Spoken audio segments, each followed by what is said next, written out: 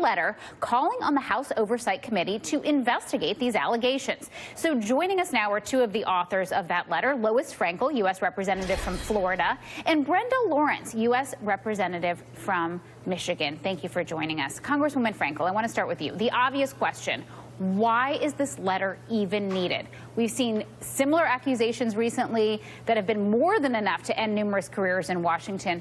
Why isn't the highest office held to the same standard? Well, first, Gigi, great to be with you, and thank you for a great question. You're right. There's been more than, you say, 19 women have come forward with accusations of sexual abuse against the president. And the Me Too movement has arrived. We've seen allegations from Hollywood, in TV land, from Olympics gymnasts, from a doctor abusing them.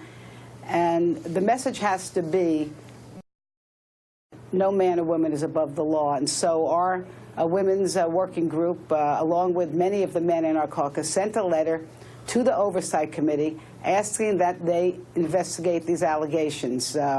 We feel that this is the proper venue to get to the truth. All right, Congresswoman Lawrence, let's talk about the response to that letter from the House Oversight Committee Chairman Trey Gowdy. What kind of pushback are we going to see as Democrats pursue an investigation, and what is your next step? Because he unequivocally said, no, we're not going to investigate. Thank you, Gigi, and happy holidays. Gigi, this is the thing that was very telling about the response from Congressman Gowdy, who is the chair of oversight. He said these are criminal allegations, so therefore they should be referred to the Department of Justice, where I serve on the Oversight Committee, and I know that the factual information is that we have investigated previous complaints of sexual harassment in our federal government, from the Department of Justice, from the DOJ, from the military. We have brought those allegations before our committee. Why is it that this Republican administration refused to have accountability at all levels? Sexual harassment doesn't stop because you're in the White House. These allegations, I have repeatedly said, due process. We must allow any allegation to go through the due process, and the president is not exempt from that. President Trump actually responded to news of the letter via Twitter, as he often does. He wrote, despite thousands of hours wasted and many millions of dollars spent, the Democrats have been unable to show any collusion with Russia. So now they're moving on to false accusations and fabricated stories of women who I don't know and or have never met. Fake news. So, Congresswoman Frankel, how do you respond to this? Well, first, let me tell you that we did respond to Representative Gowdy's letter, and we reminded him that the Oversight Committee has investigated many matters that are criminal in nature. And in fact, while there was a parallel investigation by the Justice Department. Now, as to the president, maybe I should say he's got a fake media Twitter going out, because the fact of the matter is the Russian investigation is ongoing. Most of us and most Americans don't think it's fake. And a recent poll showed that 70% of Americans want these sexual abuse allegations against the president investigated.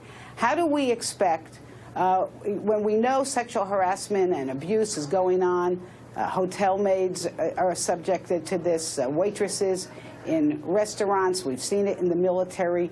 We want victims to come forward and abusers to be held accountable. And what kind of message is it when the victims of alleged conduct by the president are told they're liars and the president skates?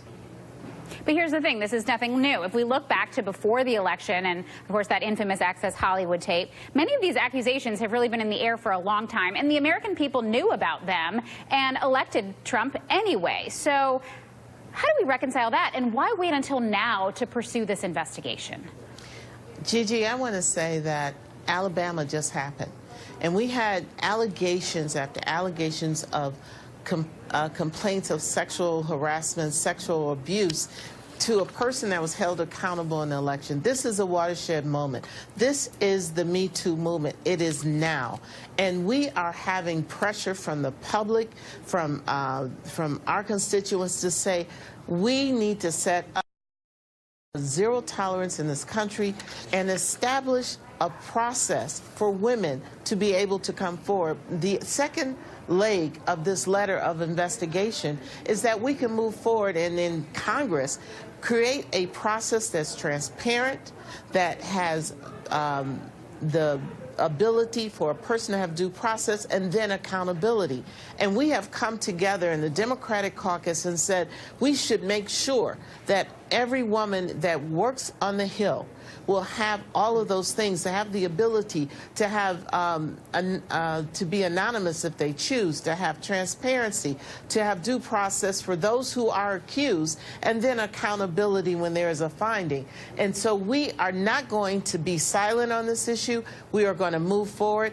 The curtain has been pulled back on sexual harassment in America, and it's time for us to act appropriately from the White House all the way down to the waitress in the restaurant.